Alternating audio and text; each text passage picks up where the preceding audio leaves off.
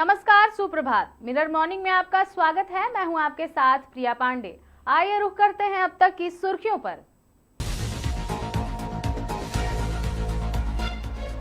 धनबाद के बरवड्डा में अपराधियों संग पुलिस की मुठभेड़, 2 गोली लगी और 1 फरार।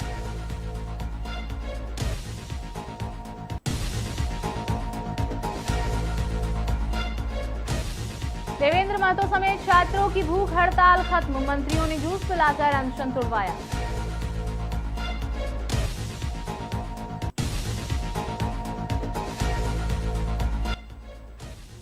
परीक्षा, रिजल्ट और चयन प्रक्रिया पर सरकार का बड़ा फैसला, जेएसएससी, सीजीएल समेत टीडीपीएल की सभी परीक्षाएं हुई रद्द।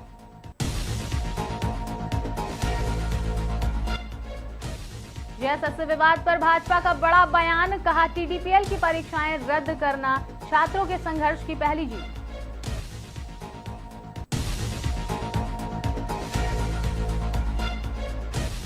झारखंड में सभी परीक्षाएं रद्द होने पर चयनित अभ्यर्थी सड़क पर उतरे, प्रोजेक्ट भवन के बाहर शुरू किया विरोध। अब बढ़ते हैं विस्तृत खबरों की ओर। पहली खबर धनबाद से आ रही है, जहां धनबाद के बरवड्डा थाना क्षेत्र में पुलिस और अपराधियों के बीच मुठभेड़ से हड़कंप मच गया। निरंकारी चौक और कुर्मीडी चौक के बीच पुलिस ने बाइक सवार 3 संदिग्ध युवकों को घेरा। पुलिस के मुताबिक तीनों कथित तौर पर लेवी वसूलने के लिए इलाके में पहुंचे थे।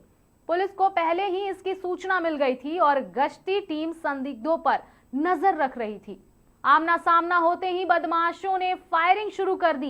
इस दौरान 1 गोली पुलिस की गाड़ी में भी लगी। जवाबी कार्रवाई में 2 संदिग्धों के पैर में गोली लगी, जबकि तीसरा आरोपी मौके से फरार हो गया। घायल आरोपियों की पहचान वासेपुर निवासी इरफान आलम और पुटकी निवासी नन्हे अंसारी के रूप में हुई है। दोनों को इलाज के लिए अस्पताल भेजा गया है। मौके से हथियार, बाइक और मोबाइल बरामद हुए हैं। पुलिस फरार आरोपी की तलाश के साथ पूरे नेटवर्क की जांच में लगातार जुटी हुई है।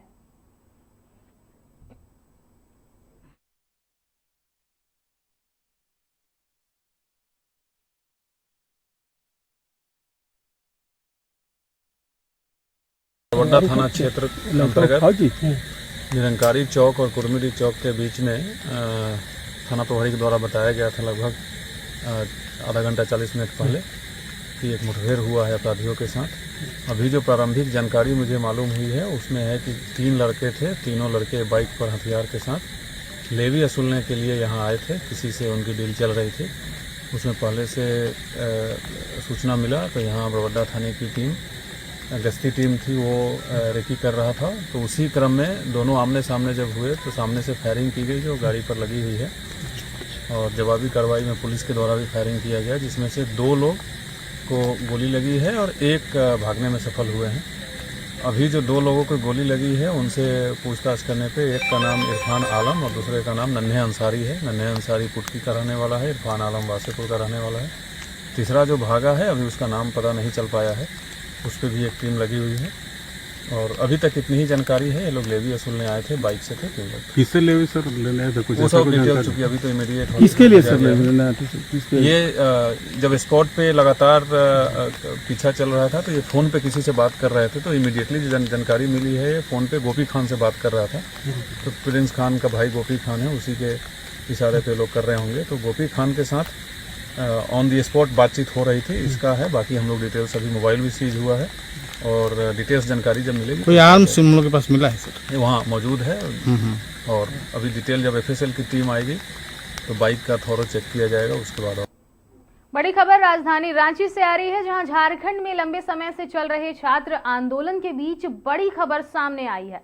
मंत्री दीपिका पांडे सिंह और इरफान अंसारी ने प्रदर्शनकारी छात्रों की भूख हड़ताल खत्म करा दी है। दोनों मंत्रियों ने छात्र नेता देवेंद्र नाथ महतो समेत अन्य अनशनकारी छात्रों को जूस पिलाकर अनशन समाप्त कराया। यह फैसला ऐसे वक्त में हुआ है जब सरकार ने जेएसएससी, सीजीएल समेत टीडीपीएल के जरिए कराई गई परीक्षाओं को रद्द करने और मामले की जांच कराने के ऐलान किए हैं। सरकार के फैसले के बाद छात्रों ने भूख हड़ताल खत्म कर दी है, लेकिन आंदोलन की आगे की रणनीति पर नजर बनी हुई है। छात्रों की कई मांगें अभी भी बाकी हैं और सीबीआई जांच की मांग को लेकर उनका रुख महत्वपूर्ण माना जा रहा है। ऐसे में सरकार के फैसले के बाद आंदोलन की दिशा क्या होगी, यह देखना अहम होगा।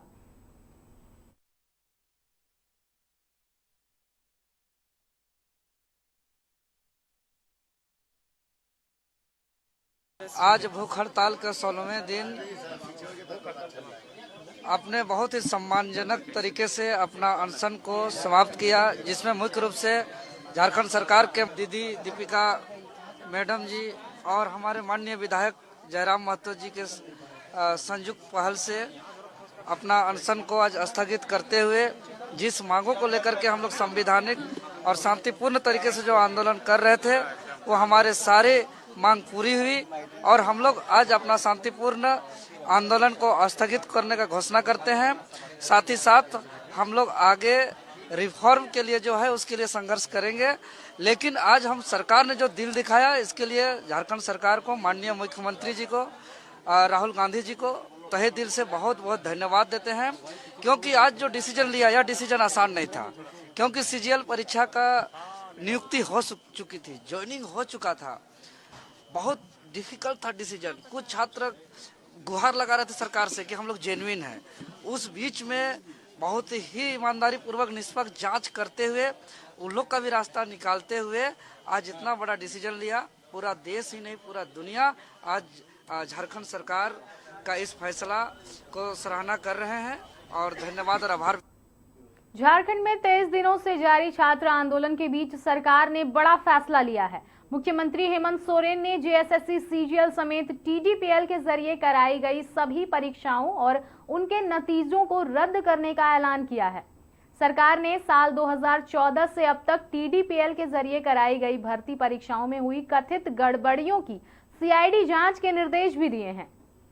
इसके अलावा पूरे मामले की जांच के लिए रिटायर्ड जज की अध्यक्षता में कमेटी बनाई जाएगी। वहीं सभी परीक्षाएं रद्द होने की सूचना के बाद छात्रों ने जश्न मनाया है।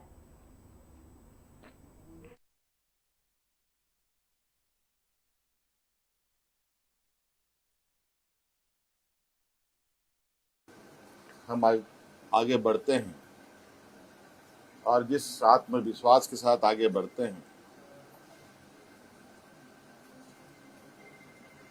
वो विश्वास में कहीं ना कहीं नौजवान भी है।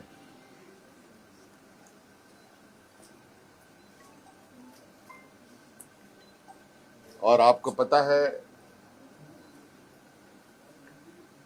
कि झारखंड में जेपीएससी, जेएसएससी के द्वारा नौजवानों की नियुक्ति होती है और कई कंपनियां जो यहाँ कार्यरत हैं, अलग अलग समय में भी कार्यरत रहे हैं। इन सब का एक बहुत बड़ा नेटवर्क का घालमेल प्रतीत होता है। जांच के दायरे में तो हम पूरे 2014 से लेकर अब तक की हुई इसके परीक्षाओं की जांच में है। हमने विभाग को कहा है, सीआईडी को कहा है, अब जब इसका ऑपरेशन हुआ ही है तो पूरे तरीके से इसका ऑपरेशन होनी चाहिए। और जो हमें जानकारी सीजीएल को लेकर हम लोग के समक्ष बताया गया और उस तथ्यों को समझ बुझने के बाद आज कैबिनेट ने जेएसएससी, सीजीएल को भी रद्द करने का निर्णय लिया और पूरा 2014 से अब जितनी भी छोटी बड़ी गलतियां हुई हैं, जिससे भी हुई है, सभी की जांच होगी और साथ में बहुत जल्द केंद्र सरकार के द्वारा जो एमएमडीआर एक्ट में जो बदलाव किया गया है, उस संदर्भ में भी हम लोग चर्चा के लिए एकत्रित होंगे। हो सकता है इस विषय पर MMDR एक्ट संशोधन पर हमें विशेष सत्र भी बुलाना पड़े तो हम लोग बुलाएंगे। धन्यवाद। झारखंड में JSSC, CGL और TDPL से जुड़ी परीक्षाओं को रद्द किए जाने के बाद सरकार के फैसले पर भाजपा ने प्रतिक्रिया दी है। भाजपा ने कहा कि 23 दिनों के लगातार छात्र संघर्ष के बाद TDPL द्वारा कराई गई परीक्षाओं को रद्द करना छात्रों के आंदोलन की पहली जीत है। हालांकि पार्टी का कहना है कि लड़ाई अभी खत्म नहीं हुई है। भाजपा ने पूरे मामले की CBI जांच और दोषियों पर कठोर कार्रवाई की मांग की है। पार्टी के मुताबिक युवाओं के भविष्य और रोजगार के साथ खिलवाड़ करने वाले को किसी भी कीमत पर बचाया नहीं जाना चाहिए। भाजपा ने कहा कि दोषियों को सजा दिलाने तक संघर्ष जारी रहेगा। साथ ही पार्टी ने छात्र आंदोलन को अपना पूरा समर्थन देते हुए कहा कि छात्रों के न्याय और अधिकार की इस लड़ाई में भाजपा पूरी मजबूती के साथ उनके साथ खड़ी रहेगी।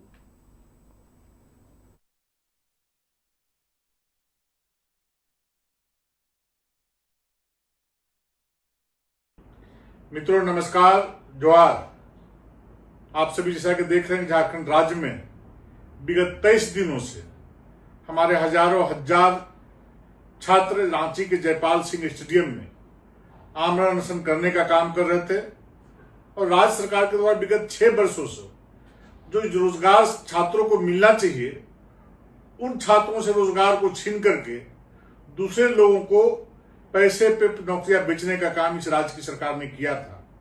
छात्रों का डिमांड था शुरू से ही कि जो परीक्षाएं ली गई हैं विगत 6 वर्षों से TDPL के द्वारा, उन सारी परीक्षाओं को रद्द करने का काम राज्य की सरकार करे। इतने दिनों तक जिस प्रकार से छात्रों के साथ झारखंड की सरकार ने जो बर्बरतापूर्वक कार्रवाई करते लाठी चलाने का काम किया, पानी के फव्वारे छोड़े गए, गोलियां बरसाई गई बारूद के और कई कई छात्र घायल हुए। आज हमारे छात्र आमरण अनशन पर बैठे हुए हैं, लेकिन छात्रों के दबाव के आगे आज माननीय मुख्यमंत्री हेमंत सोरेन जी को उनकी मांगों को मानने का काम किया है और TDPL के द्वारा जो भी परीक्षाएं ली गई हैं उसको रद्द करने का काम किया गया है।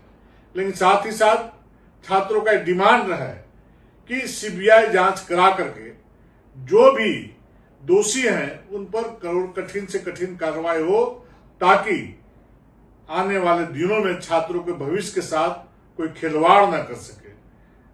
मैं छात्रों के आंदोलन के साथ खड़ा हूं, पूरी पार्टी खड़ी है। मैं शुरू से बोला हूं कि हमारे छात्रों के साथ भारतीय जनता पार्टी का एक एक कार्यकर्ता नैतिक रूप से समर्थन देने का काम करेगा और आगे भी जिस प्रकार से माननीय मुख्यमंत्री जी, उनके माननीय मंत्रीगण जिस प्रकार से डरे और सहमे हुए हैं और उनके अधीन कार्य करने वाले जो पदाधिकारी, जो भ्रष्ट पदाधिकारी हैं, जो ऐसे कार्यों को अंजाम देने का काम किया है, वैसे भ्रष्टाचारी पदाधिकारी भी CBI जांच होने से वो जांच के दायरे में आएंगे और वो जेल जाने का काम करेंगे। इसलिए इस TDPL परीक्षा से ज्यादा खुश होने की आवश्यकता नहीं है और TDPL की परीक्षाएं रद्द होने से ज्यादा खुश होने की आवश्यकता नहीं है, बल्कि इन सारी परीक्षाओं में जो घपले और घोटाले बड़े पैमाने पर हुई है उसकी CBI से जांच हो और दोषी नेता, दोषी पदाधिकारी जो भी जांच के दायरे में आए वो जेल का चक्की, जेल का हवा खाने का काम करें।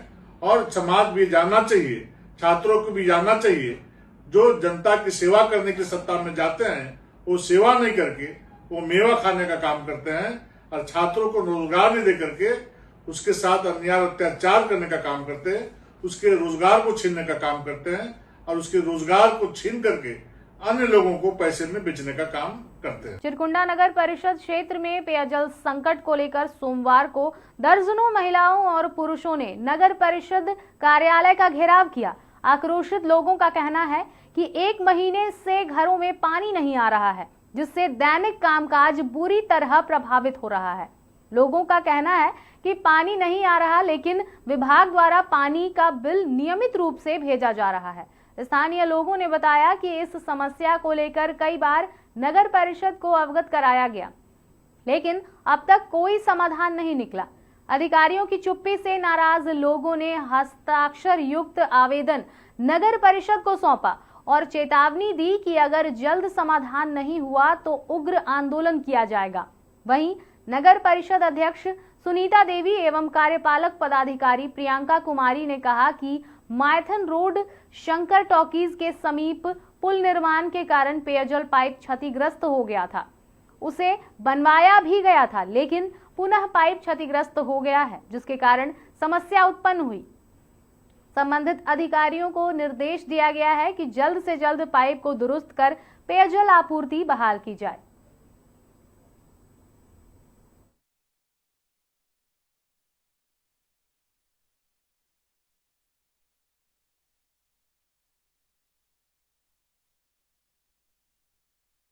नगर परिषद का मेन काम यही होता है, पानी, बिजली, सफाई, तीनों का स्थिति दर्ज है।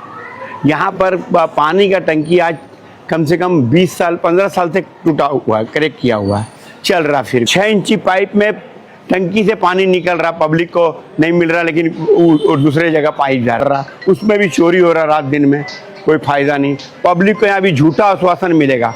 पीएचडी का जेई और एसडीओ को बुलाया जाए और उसके बाद ये आपका क्या नाम है, यहाँ जो मेन देखते हैं यहाँ से पानी का परासर जी, उनसे भी पूरा तीनों का सामंजस्य मिला के वो डायरेक्ट करने में जो खर्चा पैसा लगेगा उसका पैसा नगर पंचायत देगा न पीएचडी देगा। पीएचडी के पास हम गए तो बोलता नगर पंचायत जाने का, नगर पंचायत बोलता हम लोग के पास कुछ है ही नहीं पैसा, अभी नगर पंचायत पेमेंट उठाता है। पब्लिक यहाँ का वही है कि सबको झूठ मूठ का आश्वासन दे के भेज देगा। 3 महीना से पानी बढ़िया से नहीं दे रहा है।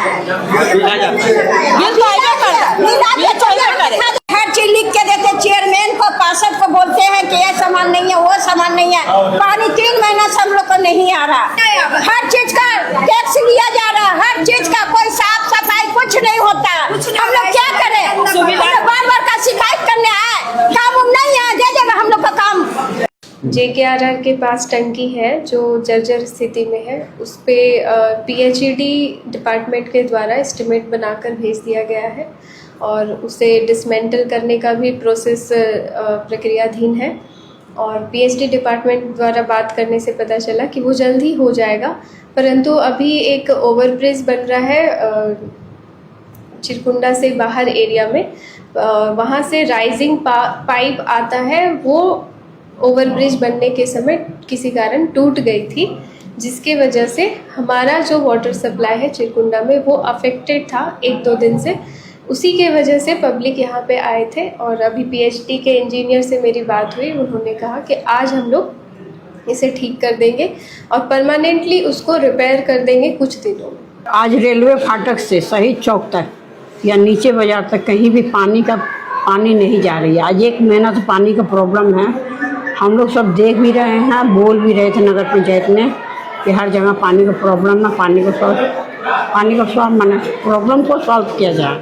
लेकिन अधिकारी सुन क्यों नहीं रहे हैं आपकी बात? अधिकारी सुन इसलिए नहीं रहे थे, बोले थे बरसात के मौसम में बरसात में कोई काम हो नहीं पा रही थी। अवैध कनेक्शन तो हो रहा, कल रात में भी अवैध कनेक्शन हो रहा था। रात में काम करने का आदेश है क्या? नहीं है। तो किस तरह का अवैध कनेक्शन हो रहा? हमको पता नहीं था कि अवैध कनेक्शन हो रहा है, इसलिए कि हम बता दिए हैं यहाँ का जितने भी स्टाफ हो या जो भी कर्मी हो, स्टाफ नगर पंचायत की जो कर्मी है उनको बोल दिए बिना कोई भी मेरा जानकारी का कहीं भी कनेक्शन ना हो। धनबाद जिला परिषद कार्यालय में उप विकास आयुक्त सनीराज और चेयरमैन शारदा सिंह के द्वारा संयुक्त रूप से जिला परिषद कार्यालय में आधार सेवा के साथ CSC सेंटर का भव्य उद्घाटन किया गया। साथ ही जिला परिषद की परिसंपत्ति, ई-टेंडर और सामान्य जानकारी सुगमता से आम पब्लिक को भी उपलब्ध कराया जाए, इसके लिए ऑफिशियल वेबसाइट की भी लॉन्चिंग की गई। जिला परिषद अध्यक्ष शारदा सिंह ने कहा कि जिला परिषद की बेहतरी के लिए यह प्रयास काफी कारगर साबित होगा। पहले छोटी मोटी जानकारियों के लिए भी लोगों को कार्यालय आना पड़ता था, वहीं अब वेबसाइट के माध्यम से घर बैठे सभी जानकारी प्राप्त कर सकते हैं। उन्होंने वेबसाइट लॉन्चिंग के लिए DDC सनीराज को विशेष धन्यवाद दिया। वहीं उप विकास आयुक्त ने बताया कि आम लोगों की शिकायतों को अब दूर किया गया है। वहीं आधार सेवा की सुविधा से प्रतिदिन लोगों को सेवा का फायदा दिया जाएगा। आपको बता दें कि आधार सेवाएं जल्द शुरू कर दी जाएंगी। साथ ही CHC सेंटर खोला जाने से सरकारी योजनाएं, स्कीम और अन्य सुविधाओं के साथ मेडिकल कंसल्टेंट, बीमा योजना, सरकारी योजना, स्कॉलरशिप, पेंशन, स्किल डेवलपमेंट और रोजगार के नए अवसरों का सीधा लाभ जनता को मिल पाएगा।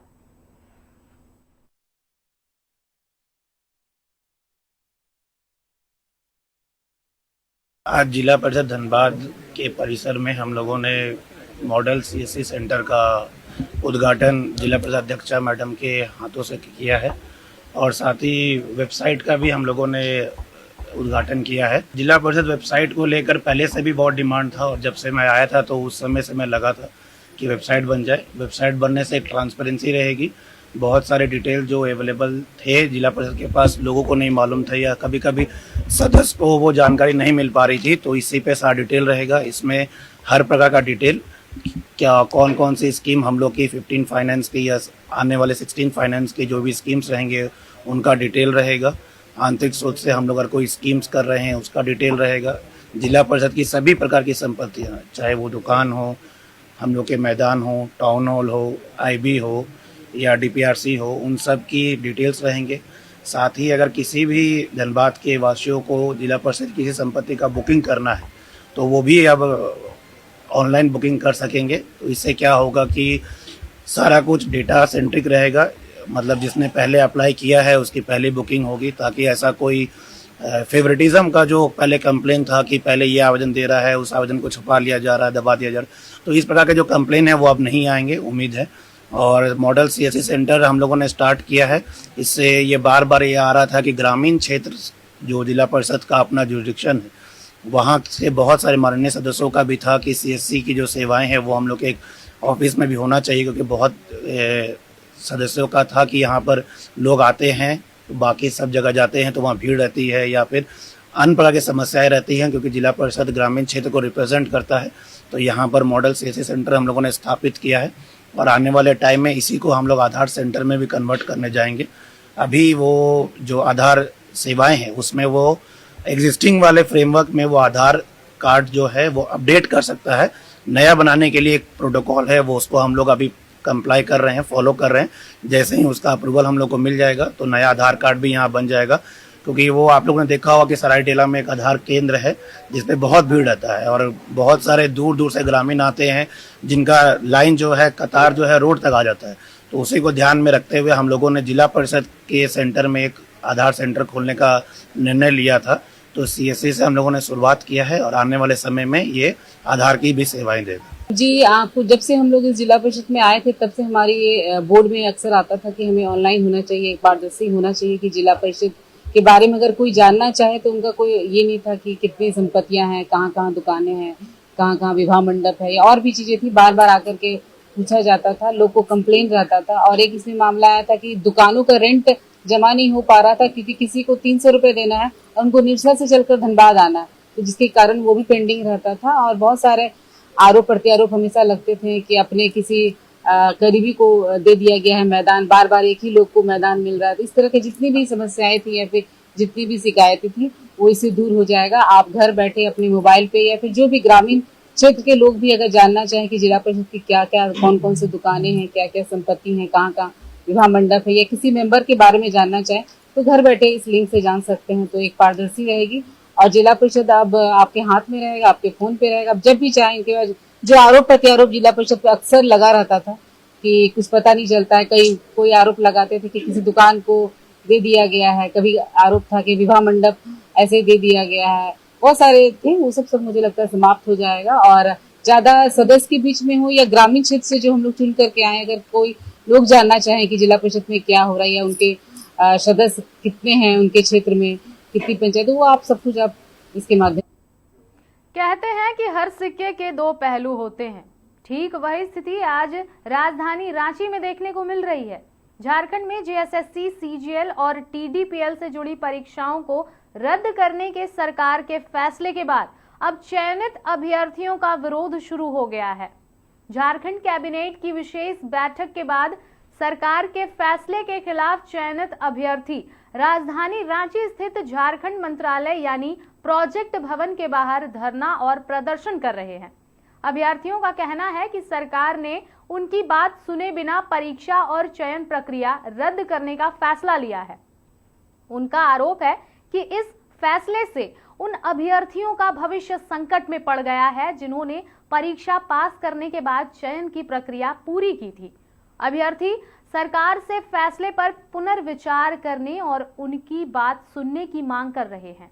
एक तरफ छात्र आंदोलन सरकार के फैसले को अपनी जीत बता रही है, तो दूसरी तरफ चयनित अभ्यर्थियों के विरोध ने नई चुनौती खड़ी कर दी है।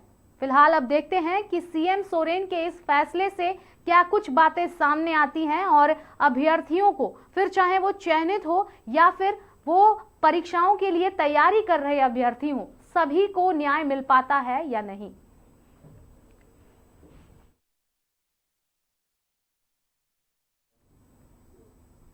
फिलहाल मिरर मॉर्निंग में आज के लिए इतना ही। खबरों का दौर लगातार जारी रहेगा, तब तक के लिए देखते रहें मिरर मीडिया।